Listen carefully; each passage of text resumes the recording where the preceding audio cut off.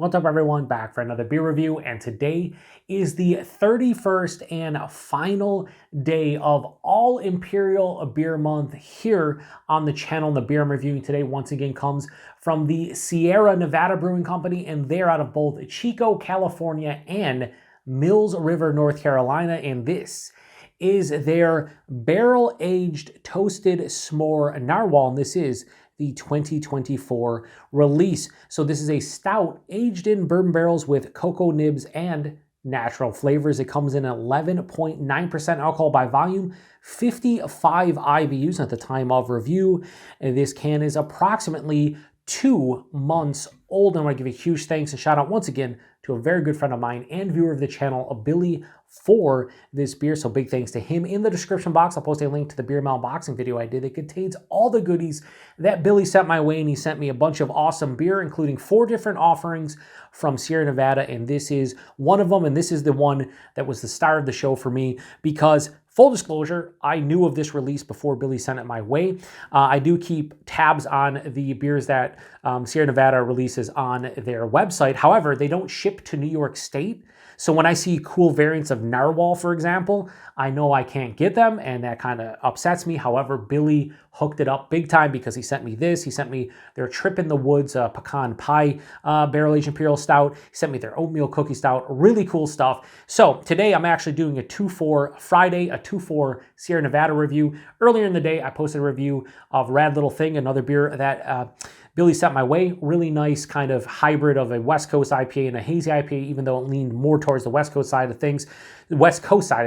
And I'm actually reviewing these both in the same day, which is rare for me. 7% beer, 12% beer usually doesn't happen. However, I'm reviewing about 5 hours apart. Might even be having already 5 hours apart, so I should be okay.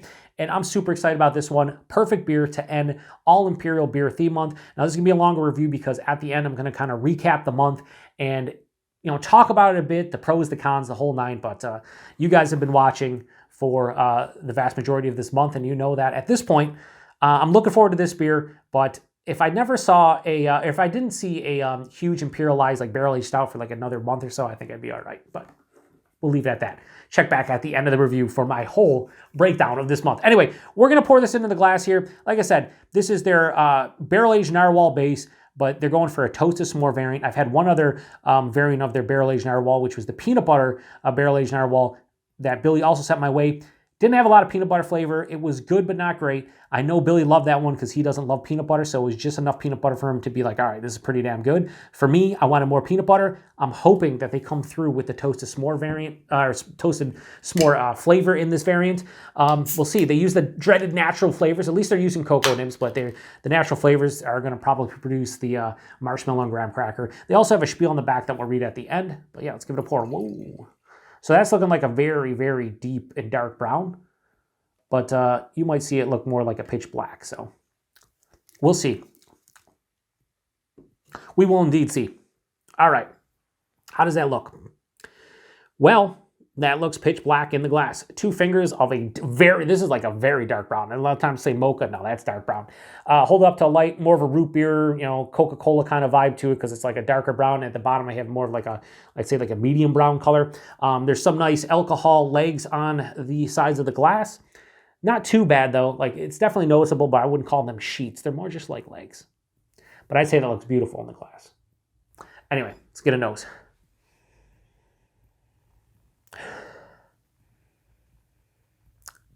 The chocolate is immaculate in this nose. It has that like Hershey's special dark until just like kind of like a rich fudgy character. Wow. There's a little bit of that graham cracker and the marshmallow coming through, and it is a little bit of like a toasted marshmallow. Yeah, wow. Now so this is out of my darker beer fridge, 54 degrees Fahrenheit. By the time I review these and talk and everything, probably in like the upper 50s. This is a perfect temperature. I'm getting, the aromatics are screaming. So the base narwhal, nice, like deeply roasted malt. There's some caramel and toffee, sweeter caramelized sugars.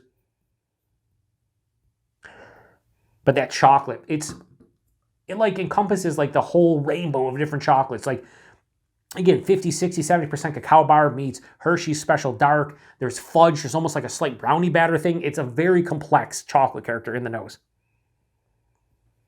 But then I'm getting straight on toasted marshmallow. It is unmistakable. It's very distinct. It's toasted marshmallow, not just marshmallow, toasted marshmallow. That's wild how that smells, like straight on toasted marshmallow. It's the natural flavors for sure. So there's a hint of the graham cracker. It's not too big, but it definitely is giving me s'more-esque vibes. The barrel's a little bit pushed to the side. I can say the vanilla's kind of blending in with the toasted marshmallow. There's a little bit of oakiness, touch of like a spirit. I think maybe it's like making the caramel and toffee, like the caramelized sugar, is a little bit more pronounced. There is a spice here that is kind of reminding me, if you've ever had like cinnamon graham crackers, kind of is giving me that, like a cinnamon graham cracker. So it's like you made s'mores, but you use cinnamon graham crackers instead of regular. Maybe a touch of a black licorice, like a dark grape. This is crazy how complex this is. So, I know a lot of you out there, and I'm the same way, when you see any brewery, especially a brewery like Sierra Nevada, use natural flavor or natural flavors, you get kind of bummed out because they're not throwing in actual toasted marshmallows in here and graham cracker. They might be doing that, but they're calling it natural flavors. A lot of breweries will accentuate whatever adjuncts they have with natural flavors to kind of like round it out and make it more authentic to what they want. This does not smell fake per se, but that toasted marshmallow character doesn't smell exactly like real toasted marshmallows, but it's the essence of them, and that's the natural flavors. Anyway, this smells fucking divine. Let's get into it. Cheers, everybody. Thanks again, Billy. I really do appreciate it.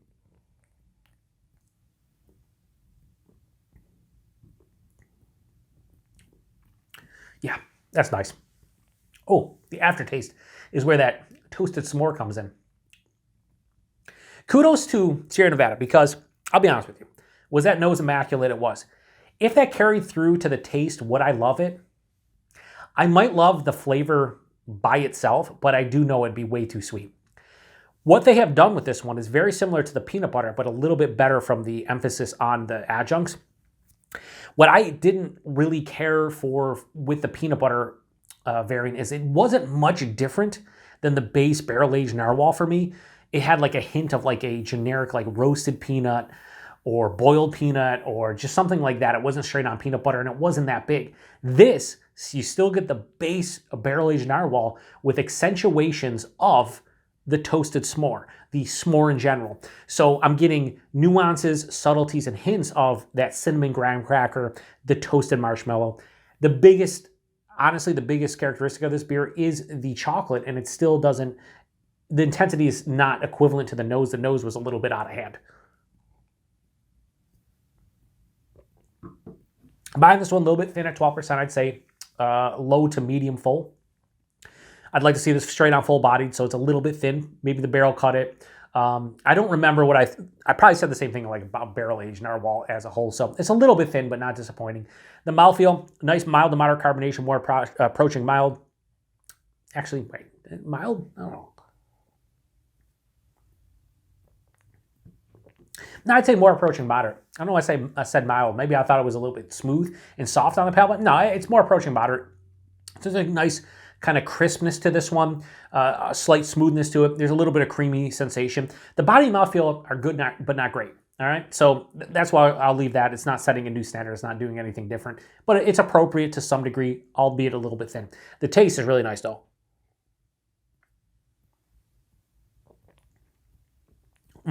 Like, as this continues to open up in the glass and I take more sips, the finish is where that s'more quality hits, and I like that. So right up front, roasted malt, more of a dark bittering kind of like baker's chocolate, a slight like lightly roasted coffee. There's a bit of black licorice, a little bit of that dark grape.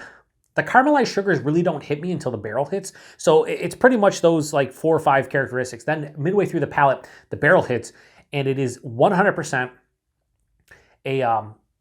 a spicy kind of bourbon kick. And again, why I'm saying cinnamon graham crackers, it has a spiciness, peppery, cinnamon, kind of just a spice kind of kick to it.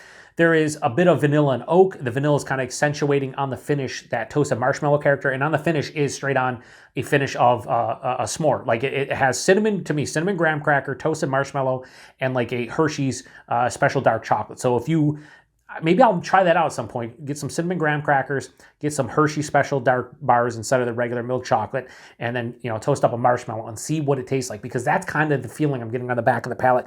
This finish is sweet. It has a semi-dry finish with a mild bitterness, but it has a sweetness. It does have a desserty vibe. It's not cloying in the least. It just has a nice, rich kind of sweet character as a whole. Not going to be cloying. Like, I've taken plenty of sips and I'm not feeling bad. This is not a straight-on dessert / pastry stout that you see from a lot of places where it's like you drink 3 or 4 ounces and you're like sick to your stomach. That's not this.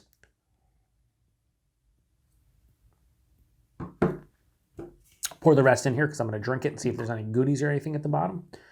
Didn't look like there's anything significant. One thing I will say is I keep on taking sips. That graham cracker, the toasted marshmallow is really ramping up on the finish. So it's really starting to hit me that this definitely is a toasted s'more variant. Really good. This is fucking delicious. I say really good. It's delicious. So this is, to me, substantially better than the barrel-aged peanut butter narwhal that I had a couple years back from Billy. They've done a better job integrating the toasted s'more quality from the cocoa nibs and the natural flavors into the base barrel-aged narwhal. 11.9%, nothing on the palate, absolutely nothing on the palate. Huge warming in my chest and in my stomach.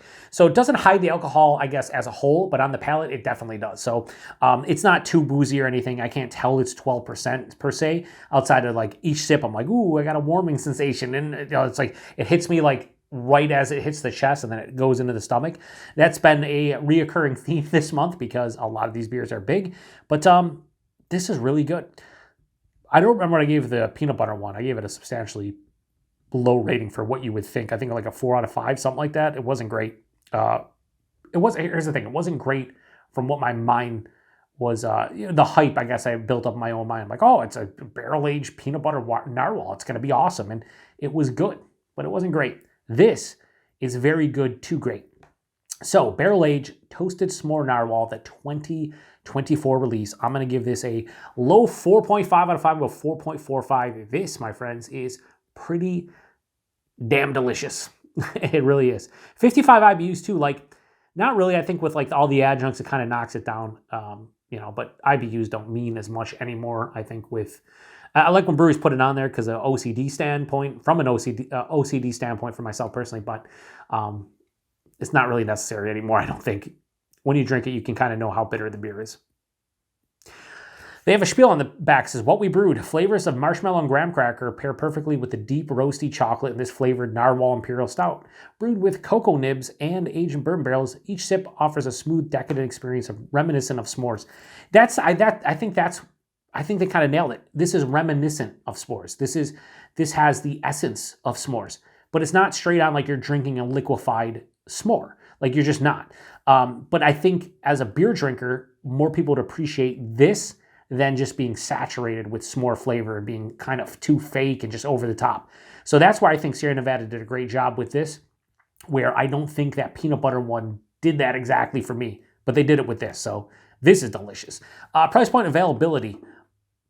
I looked on their website. They still have it available. So if you can go to the Sierra Nevada website and you want to pick this one up, if they ship to your state, you can still get it. At the time of this review, I'm reviewing this, I don't know how many days in advance, like 4 or 5 days in advance. You will be able to grab this one.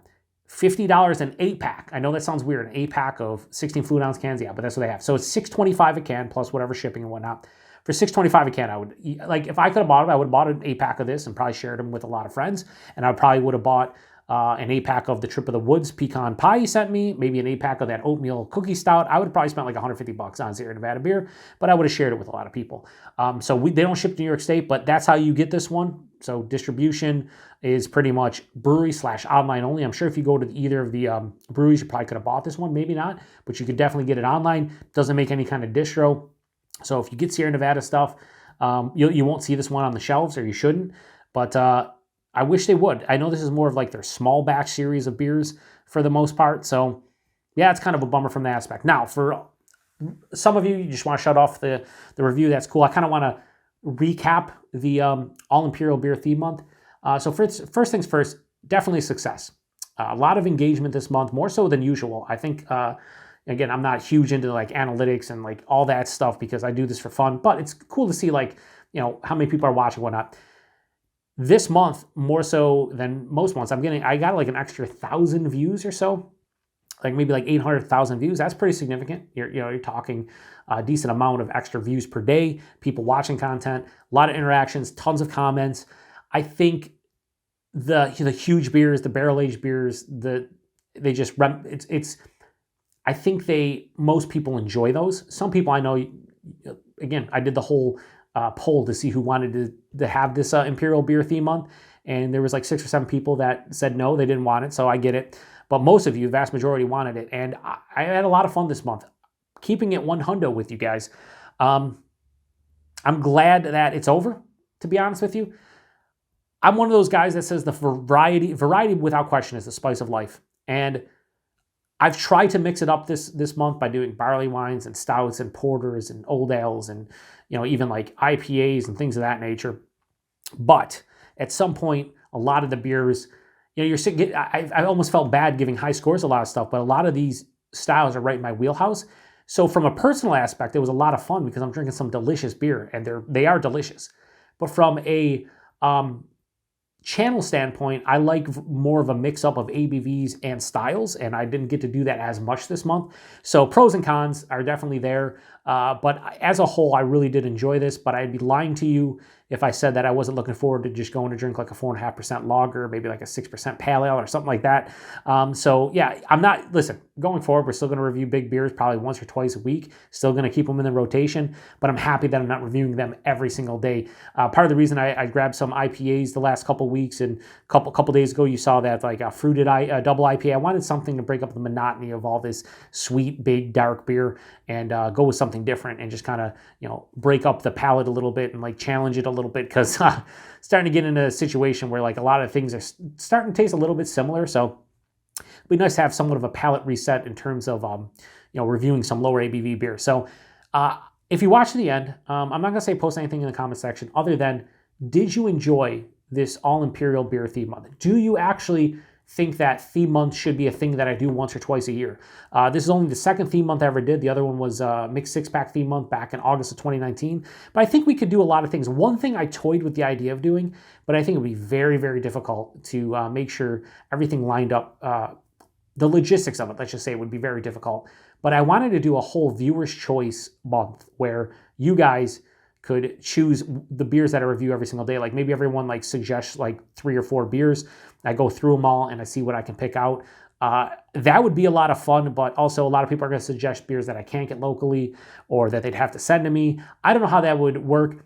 My thing is, after today and going forward, I want to get Viewer's Choice Cellar Sunday off the ground in the next month or two. I'm going to go through my cellar some point soon and deem what beers I can justify putting in the mix. And then once we get that off the ground, I'm going to get into the blind beer reviews and the blind beer tournament. And we're going to go from there. I still haven't done the whole 2024 recap, year in review that I have to do in the next month or so. Try to get that out, do a live stream of that. But for the most part, so to recap, I really did enjoy the All Imperial Beer Theme Month. The last week's been a little bit of a struggle, but now that I'm done, we're going to get back to regular stuff. And hopefully, you guys enjoyed it, because I did. And like I said, I love the back and forth, the quid pro quo, as the good friend of mine, a fellow beer tuber, DJ over at DJ's Brew Tube, would say. The interaction and chatting with people each day, whether it's DMs or on my channel, is what kind of makes the channel go around. So yeah, we're done. We did an entire month of nothing but imperialized beer reviews. And I hope I could offset all the folks out there that did dry January. It's funny because so many people do dry January, including some that watch the channel like Curtis, for example. And it's fun to be able to go to the opposite end of the spectrum, be like, oh yeah, you're doing everything non-alcoholic? Well, let me just do everything imperialized. And that's how I ended up with this. So I'm not going to commit to doing this in January of 2026, but I will say that I wouldn't rule out doing something like this again. But if I did, I might change it up a little bit and do something slightly different, but I don't know. It was a lot of fun. So again, huge thanks to Billy for this beer and the other Sierra Nevada beer I reviewed today and everything he sent my way. Such a generous dude. And that goes for all of you guys who send me beers. Really cool that you were able to send me some beers I never tried before, and that I get to review them and give you my thoughts on them. A lot of you really do enjoy it, which is the reason you send them my way. And yeah, it's just a blast. And I really do appreciate it from the bottom of my heart. So I'm going to shut this one down. Again, a longer review, but if you cut off like the first 3-4 minutes of this one and then cut off like the last 5 minutes, you should be fine in terms of watching it. I still ramble, and my reviews are longer than most, but I think that's kind of the appeal to my channel. At least that seems to be. A lot of you guys like that. I do too. It's more of a conversation and not like strictly a review. I like to chat with you guys. So I'm going to shut this one down. Check back tomorrow. It'll be February 1st, and I don't know what I'm going to review, but I'm going to try to make sure it's a non-imperialized beer. To the next one. Cheers. I did talk about the ABV, right? It hides it on the palate, not so much in the chest, but I really don't care if a beer like this hides it. I just want to drink it. I'm going to sit here and sip on this for like the next hour and enjoy myself. Cheers.